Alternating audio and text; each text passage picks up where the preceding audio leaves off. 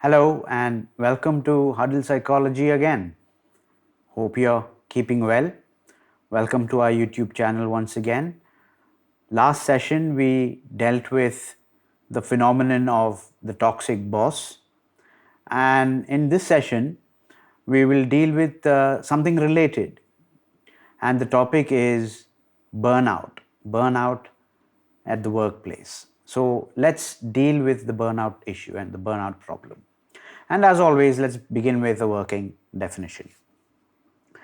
Burnout is basically a state of chronic physical, mental, and emotional exhaustion that is typically caused by prolonged exposure to stress at workplace. So that's what burnout is really about. So it's basically a chronic level of mental, emotional, and physical exhaustion arising from a prolonged exposure to workplace stress.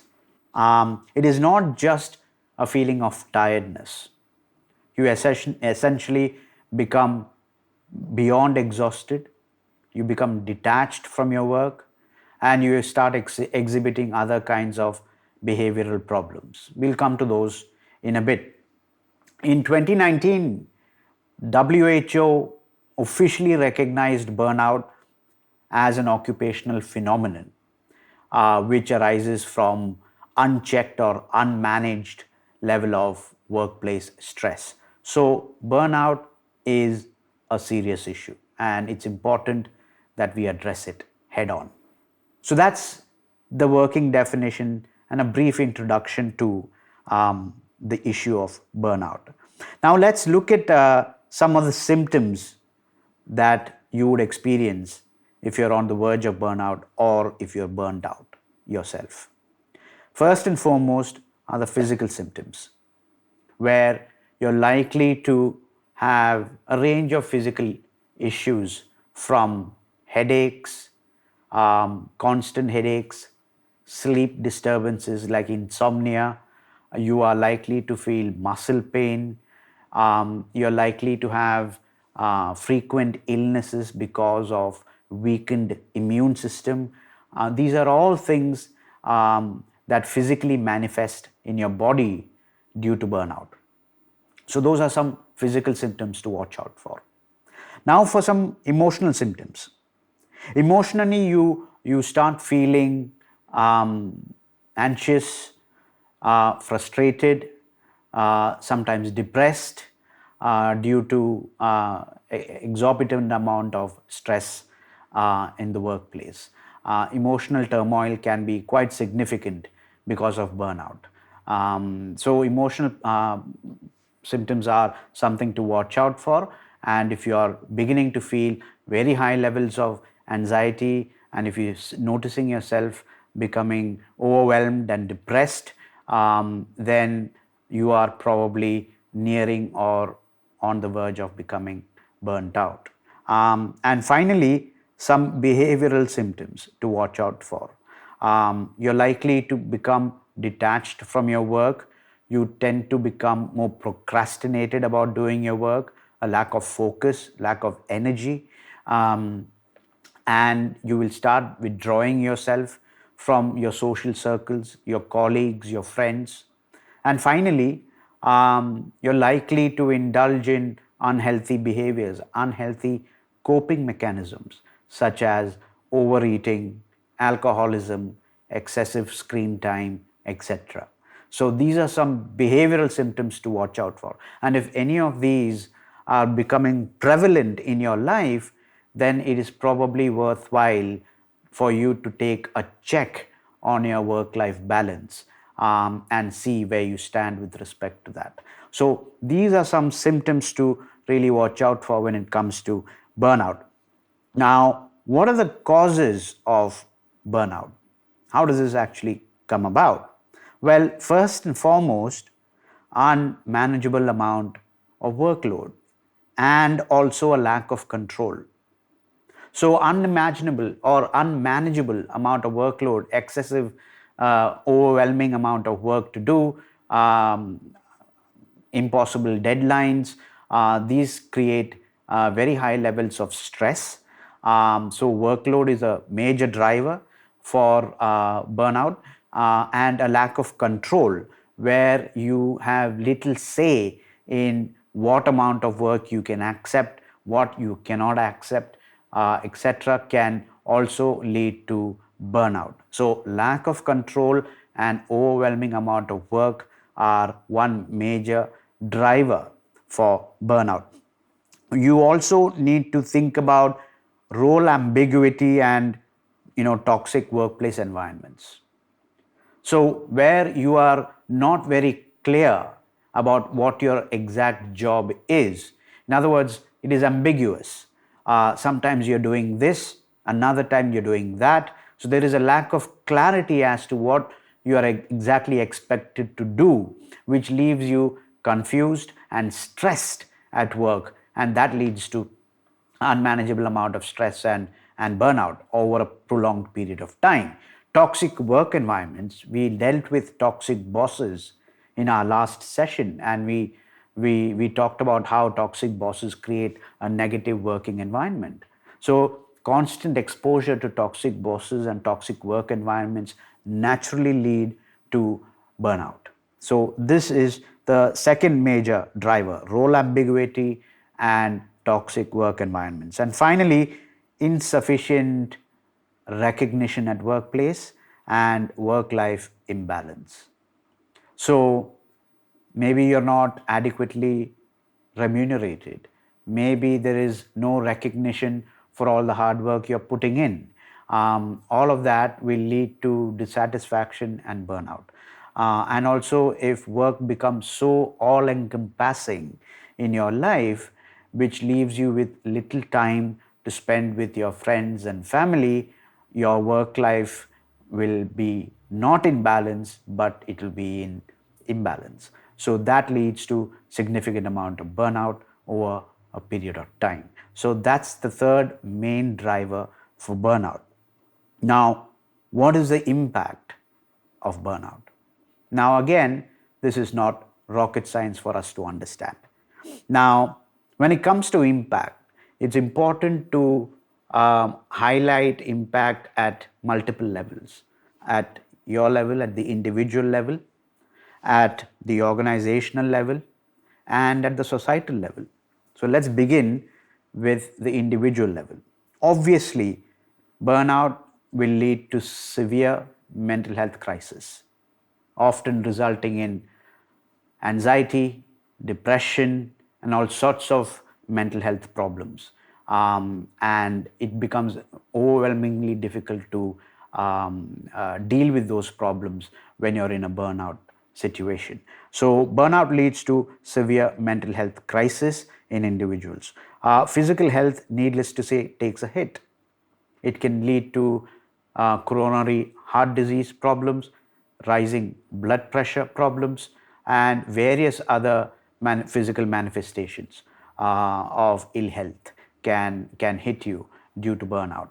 And thirdly, obviously career dissatisfaction.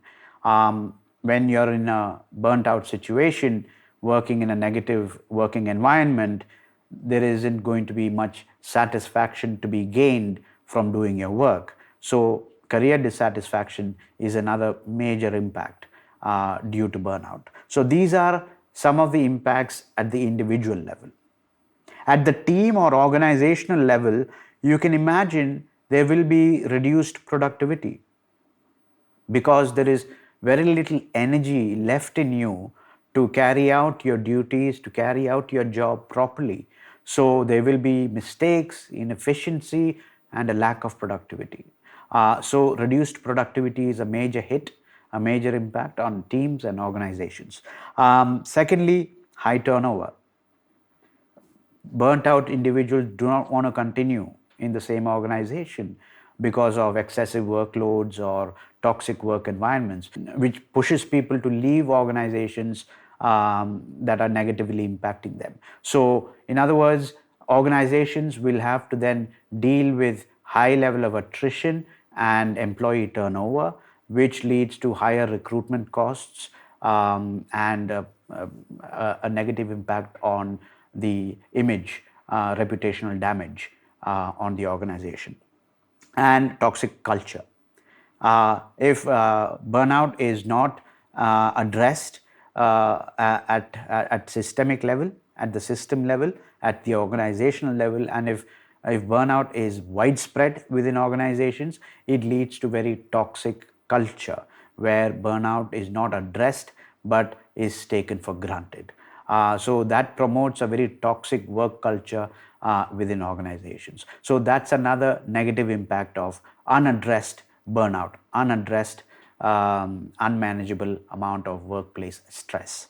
And at the society level, um, burnout leads to much higher levels of burden of disease on public health systems, and that leads to an overall decrease in economic productivity within our society. That is not a small thing.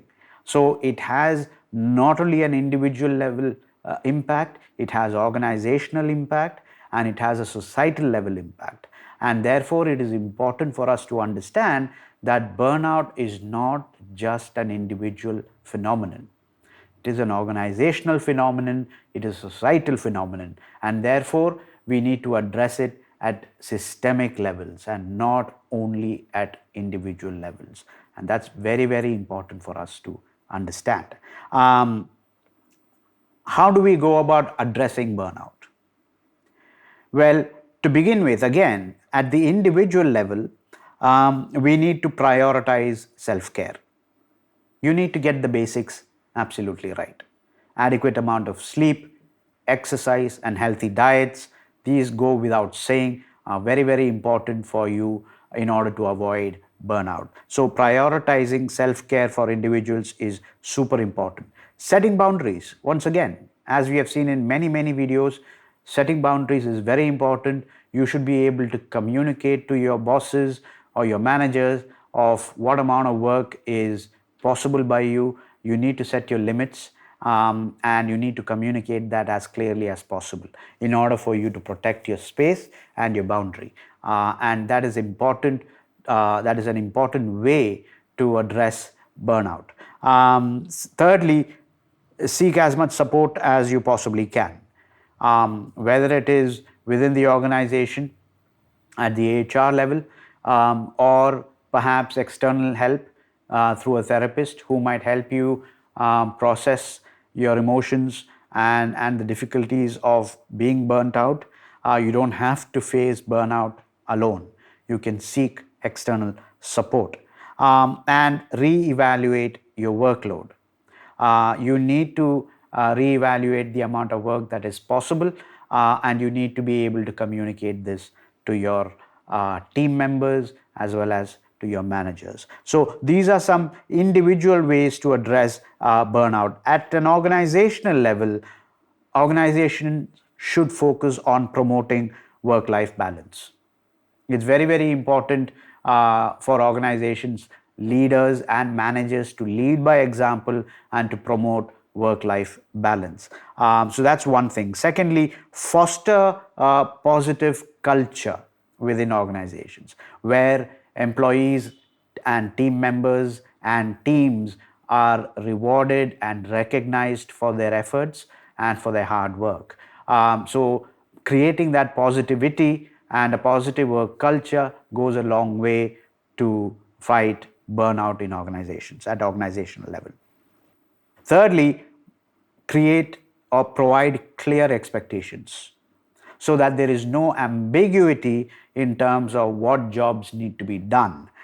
So provide clear expectations and clear job specifics in order for employees to do their job well, so that there is no confusion or stress that comes out from job ambiguity or job role ambiguity.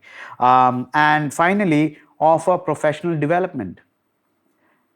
It is very important that organizations recognize that team members and individuals and employees want to grow within organizations. So provide opportunities for them to continuously learn and develop. So organizations should work hard to implement and invest in solid learning and development programs so that there is continuous professional development going on within the organizations. This allows individuals and team members and employees to feel that they are recognized and that the organizations are investing in their growth. And that is very, very important for organizations to communicate, not just to beat burnout, but also to remain at the cutting edge of competition. So it's a competitive advantage for you to set up a strong L&D division and provide opportunities for growth for your employees. It has dual benefit of reducing burnout, helping individuals and employees grow within the organization, and also keeping your company at the cutting edge of competition.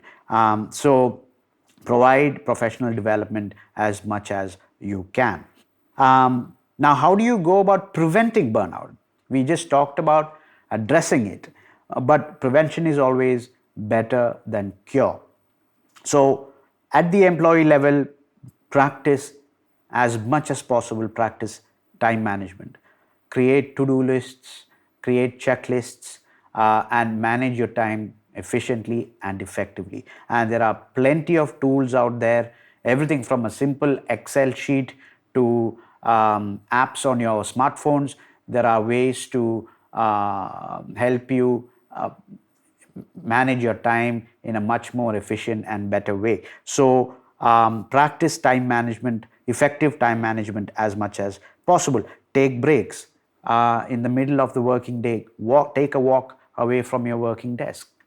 And during vacations and holidays, make sure you take a break. And that is well deserved, and it's important you do that to rejuvenate yourself and to avoid burnout. And finally, focus on meaningful work. I cannot stress this enough. It is important that you find work and do work that is deeply meaningful to you. And that's an important way to avoid or to prevent burnout from taking place. End up choosing careers and job profiles that constantly puts you in the flow state where you love doing your job, you do not feel overwhelmed by it, and you feel that the job is deeply meaningful to you. So do meaningful work. And as far as employers are concerned, monitor workloads. It's an important part of management, and it's an important part of leadership.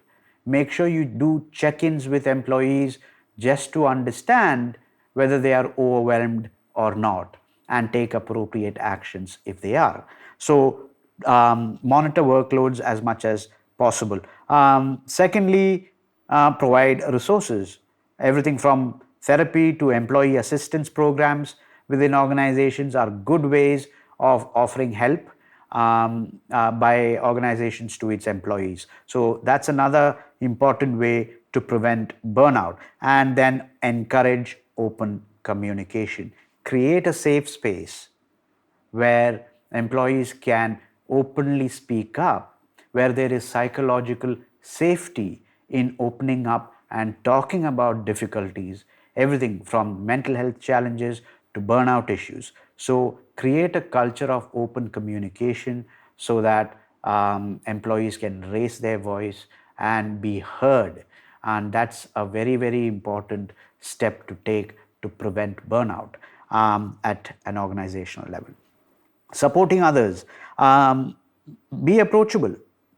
As a leader, as a manager, be approachable to your team members and let them have a feel that their voice can be heard, that you are there, and that you are approachable if things are looking difficult and burnout is around the corner.